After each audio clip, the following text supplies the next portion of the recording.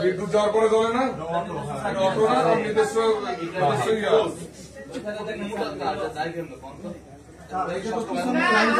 আরো বিষয় আছে ওই পর্যন্ত যাবে তার আগেই তার তো দুর্বল আমরা সিগন্যাল দিতে পারি ওইখানে যে ফিউজের মধ্যে মোটা তার দিচ্ছেন কখন ফিউজে তো মোটা তার দেন এখানে আর ওনারা এত বুঝে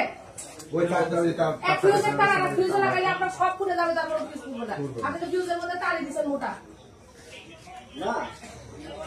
মোটা আছে কিন্তু যখন তখন একটু ফায়ার করলো যে আপনার থাকলো না